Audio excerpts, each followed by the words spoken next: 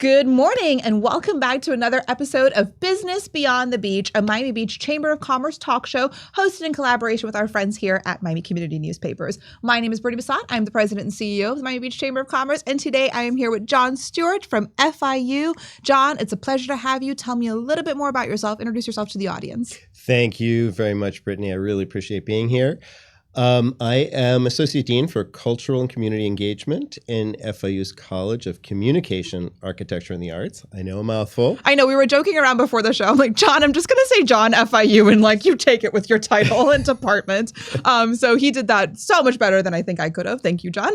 And I'm also a distinguished university professor, which I could say better, in architecture. And I've been teaching architecture for about 30 years at FIU, so I've watched FIU grow and blossom over the years. It's just been an amazing experience. And John is being very humble because he wears a few more hats, and we're going to touch on those throughout the course of this interview because we can't give it all away in the first minute or so. So you are involved with FIU, you're in the architecture world. What inspired you to choose a career in both like architecture and the arts and academia? And like, how did you just bring all of that together throughout your life? Well, it kind of happened organically. I started off thinking I was going to go into business. So I studied classics, Latin and Greek, and was interested in kind of how the pre-industrial world thought about themselves as humans. And I also studied applied mathematics, so I was kind of interested in the engineering behind things. I know. I'm laughing because you're like, I wanted a career in business, so I studied the classics, Latin and Greek. And I'm like, wait a minute, John, hang on a second. Right. I thought they would all come together. And so I studied, after undergraduate, I went to study archaeology. And then I realized, because that combined the sciences with the arts, with the languages, with the ancient culture. But I realized what I was really interested in were questions like, what did the neighbors say when the Colosseum was built? Like, really, did they have any say at all? And those kind of things, questions like that, like community involvement, community engagement, just weren't part of that archaeological picture. So I went in to study architecture, where, I realized that a lot of the practice and business of architecture is really kind of dealing with multiple people, pulling things together, pulling projects together with many constituencies and trying to make it all work. That I don't think I've ever heard someone utter the sentence that said, what did the neighbors say when the Colosseum was being built? And I don't think I'm ever going to forget that sentence in my life. That's just such a unique way of looking at history and looking at things. But when you were growing up, did you always have that interest and passion in sort of architecture and the arts and bringing it all together? No, I was just immensely curious, but I was also immensely competitive. So I wasn't allowed. My parents didn't allow me to get grades for the first 8 years of school because they wanted me to learn instead of learning to kind of beat my friends on a math test or something like that. You were that competitive. I was that competitive. So this combination. How did your parents control you not getting grades? Like they just were you homeschooled? No, I was in public school, and my father was on the board and just said, my son's not going to get grades. Everybody else will come in for parent-teacher conferences, which were the worst. Oh my goodness! I know. What a unique approach. But it's a very unique approach to academia and to education. Mm-hmm. But it's actually it's so intuitive because, like you said, learn to learn, not learn to compete. Foster the curiosity, Correct. Not necessarily your natural competitiveness, which you can do anyway. But yeah. That is absolutely so amazing. I just love that perspective. So let's talk about some of your other leadership roles for a little bit so we get the full picture of who John Stuart is. Okay. So you are also involved with Miami Beach Chamber of Commerce. You hold a leadership role with us. You are on our executive board of governors. You also chair a Resiliency Sustainability Council. I know that you're involved with a number of organizations outside of FIU and the Chamber. You serve on committees with the city. Talk to me about some of your community work.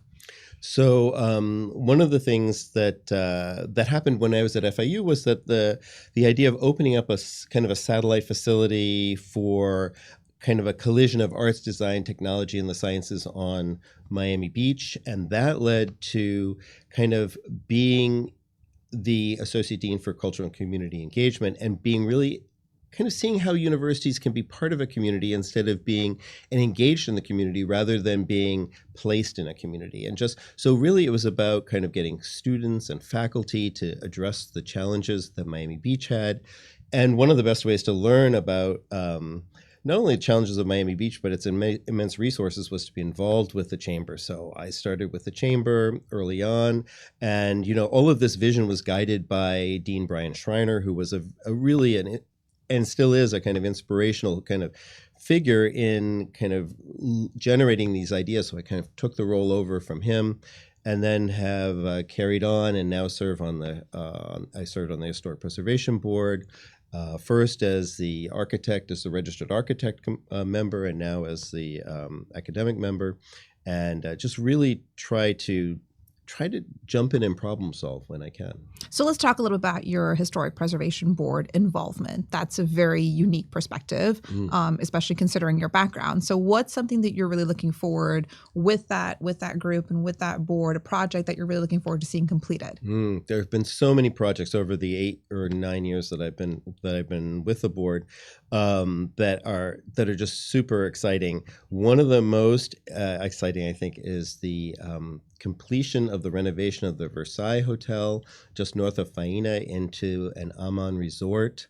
Vanessa Grout is one of the key players in that, and she's a friend and a colleague and a board member at MBUS, and she's part of the OCO group now. But I really think having that a company and a business that's so dedicated to understanding the natural world and taking full advantage of the health benefits of being along the ocean, it's going to open our eyes up to possibilities. That sounds amazing, and I think it ties in a lot with the new vision of Miami Beach as being a hub for arts and culture and wellness and innovation. And so you touched on something earlier that I want to get back to, which is the urban studios. You said that it was a collision of arts, culture, and technology, and I love that because you don't always put those three things together. We think arts and culture as being very classical, and we think of technology as being very innovative and forward. And so blending the two and marrying the two, what's something that you've done at the Urban Studios that really stands out to you that you're really excited about, or an initiative or a project that you want to talk about? So one of my colleagues, Eric Goldenberg, is a fellow professor of architecture. And because we have a very large 3D printing lab at MBUS, the Miami Beach Urban Studios, and we have, it's the home to the rehearsals for the Amornay String Quartet, Eric was able to create he's able to create new musical instruments, but one of the ones that we created was for Bjork, who used an instrument that we 3D printed on Lincoln Road for her to open the Shed with her cornucopia show in New York. So it's kind of like this it has a global network of people who are interested in, particularly in this case, in the development of new musical instruments, just instruments that kind of hang on your body or you hold differently, sound different, but to challenge what music is. And you're 3D printing these. Yes. That is absolutely incredible. It's just really the future of what we can do, and where your imagination really is the limit, because if you can dream it, we're in a phase right now where it can be done. So it's really, really, really interesting for me, I think. So again, we mentioned you wear a ton of hats. Another hat that you wear, because I'm just telling your whole story here, is that you are council co-chair for our Resiliency and Sustainability Council, because conservation, resiliency, sustainability, those are very those are causes that you're very passionate about. So talk a little bit about your work in that field.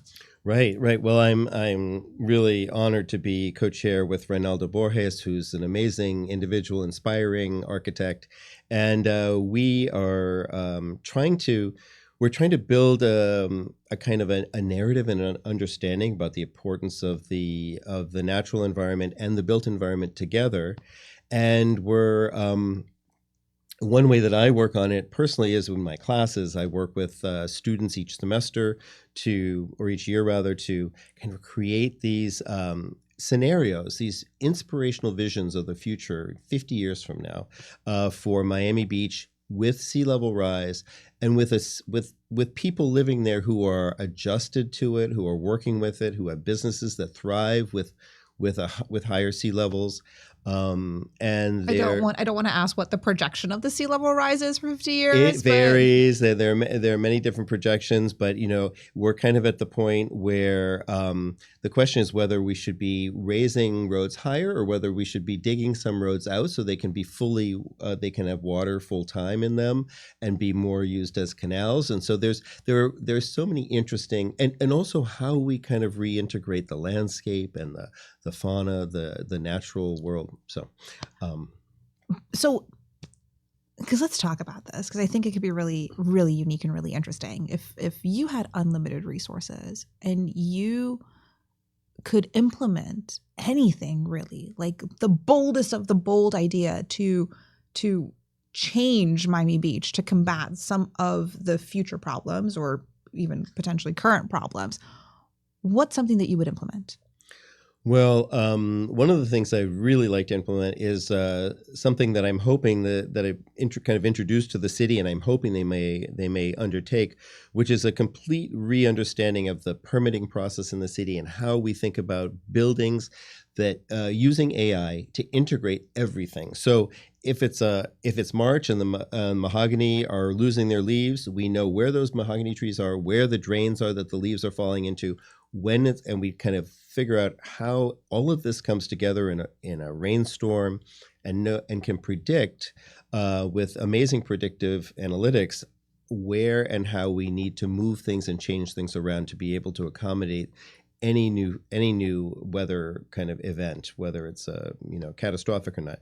So on the one hand, I really like to do that. On the other hand, I'd love to have the city do a pilot project where they're actually looking at a building that could be rethought, a historic building in particular that has its historic character, but also has incentives for the building owner. So they're making more money with the building, and the building is becoming a more integrated part of the community. I think connecting those dots. And that's a challenge, right? And how do you modernize historic buildings? And that's something I think that you have to deal with constantly with your role on the HPV. And so do you want to talk a little bit about that harmony of historic preservation, but also modern day, and being able to find that balance? Well, it really gets to, one of the things that you can do is really think about how you use the buildings. Many of the buildings we have on Miami Beach that are purely residential were not originally designed that way. They were designed with some hotel rooms mixed in. I actually lived in an apartment that was, when I first moved to Miami Beach, that was a hotel room plus an apartment. But it was, and I didn't know that was why. It was a 1-bedroom, 2-bath. But I thought it was fun. Exactly. But it was great. And I think the other thing we can really start to think about is how historic buildings, what is it that about historic buildings that needs to be, what is it that we want to remember? And I see this with students all the time. There's a shift in kind of what memory is, what we think we need to remember versus what our parents or grandparents thought they needed to remember about places and about spaces. And I think we're constantly dealing with this shift in what memory is. For example, in ancient Rome, it was enough to kind of take an older building and you'd preserve it by crushing up pieces of it and putting it in the foundation, pouring it into the concrete of the foundation. For them, that was the spiritual remembrance of the building. And it was, so when we dig up ancient foundations, we find pieces of previous buildings in those foundations sometimes. That's fascinating. It's fascinating. It's not where we are today in terms of how we think about preservation, but it's just showing you that, and the Japanese have a completely different understanding of preserving a building by recreating it every certain number of decades. So there are many ways to remember and preserve buildings. And I think we have to kind of think about all those ways when we're doing this. So we just talked about the intersection of historic preservation and modernization. Let's talk about the intersection now of architecture and sustainability, particularly as it relates to Miami Beach. And what do you see? How do you see that trend evolving? Right. I really see that evolving with big data, with AI and big data. I think the more we know, the more we're able to anticipate what's going to happen. I mean, we're seeing a little bit with traffic. And so understanding how traffic moves, how lights need to be coordinated, but it's not the whole day. Every day is different. And so I think we need to kind of have a better handle on the big data that we use and that we have, and kind of integrate things that otherwise right now fall into different disciplines. Like the parks and tree service don't talk. Do you think we're too siloed, right? We're too siloed, just like a university. I think just like a university is very siloed, and I think too siloed for the problems that we have. And so I think the greatest contributions come from places like the Chamber, places like universities and centers where interdisciplinary thought comes through. Where there's collaboration, where there's conversation across, like you said, various disciplines. Absolutely. So I have a question for you that goes right back to the beginning of our conversation. Did you ever find out what the neighbors thought of the Coliseum being Never. built? Aw, man, No, I'm John. still looking. You're still looking. I'm When you still have looking. the answer, we're going to have to get you back on here to talk about that. Definitely. But I want to wrap this up a little bit because it's been an amazing conversation. I could talk to you about architecture and sustainability all day long. But my last question to you is, if you could go back in time and you could talk to your younger self, little baby John Stuart, what advice would you give him, or what conversation would you have with him? I probably still wouldn't give him grades. No grades. I would just say, don't worry so much about the path that you take, and understand that whatever path it is, maintain your curiosity and just kind of understand that the next opportunity is around the corner. It always is. And I think any of us who are really engaged in the world that we live in will find those opportunities as they present themselves. I love that. I absolutely love that. And I love the no grades concept, because I think it really, because as we evolve, we talked about it. We touched on it briefly, and we can have a whole other podcast on just AI. But as we evolved, and we've been in conversations that we've talked about AI, the transition from learning to understand versus and really get that knowledge versus just learning how to utilize the tools that we have. And so I think it's really important, that no grades concept. And then, of course, always keep pushing forward and moving forward and trusting the path that you're on and not worrying so much. So I love that. That's been incredible. It's been such a refreshing conversation with you, John. Thank you so much. And thank you all for watching and joining us today for another episode of our Business Beyond the Beach talk show. This has been a collaboration and a partnership between Miami Beach Chamber of Commerce and, of course, our friends here at Miami Community Newspapers. Thank you for joining us, and stay tuned for another episode very soon.